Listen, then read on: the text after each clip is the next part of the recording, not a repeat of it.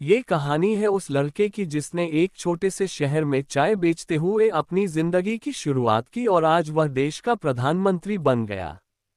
नरेंद्र मोदी का जन्म 17 सितंबर 1950 को गुजरात के वडनगर में हुआ था। उनके पिता दामोदर दास मोदी एक साधारण चाय विक्रेता थे और नरेंद्र बचपन से ही अपने पिता की चाय की दुकान पर मदद करते थे।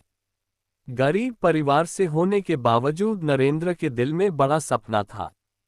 वह कठिन परिस्थितियों में भी पढ़ाई करते रहे और समाज के प्रति उनकी संवेदनशीलता बचपन से ही गहरी थी। एक दिन नरेंद्र ने घर छोड़ दिया और कई जगहों पर घूमे। उन्होंने हिमालय की यात्रा की, जहां वे साधुओं के साथ कुछ समय बिताकर ध्यान और साधना में रुचि ली। उन्होंने समाज सेवा और राष्ट्र प्रेम को अपना उद्देश्य बनाया।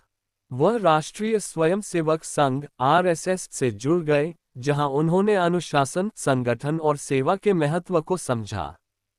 2001 में गुजरात के मुख्यमंत्री बनने के बाद उन्होंने राज्य को प्रगति की ओर ले जाने के लिए कई योजनाएं शुरू की।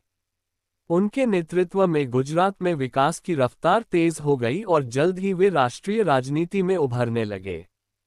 2014 में भारतीय जनता पार्टी (बीजेपी) ने उन्हें प्रधानमंत्री पद का उम्मीदवार घोषित किया।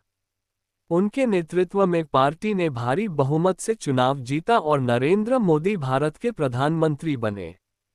इसके बाद उन्होंने देश में कई बदलाव लाने की कोशिशें की, जैसे स्वच्छ भारत अभियान, मेक इन इंडिया और डिजिटल इंडिया।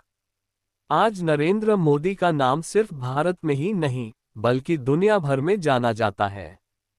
उनकी कहानी हमें ये सिखाती है कि चाहे परिस्थितियां कैसी भी हों, यदि हमारे इरादे मजबूत हों तो हम किसी भी ऊंचाई को छू सकते हैं।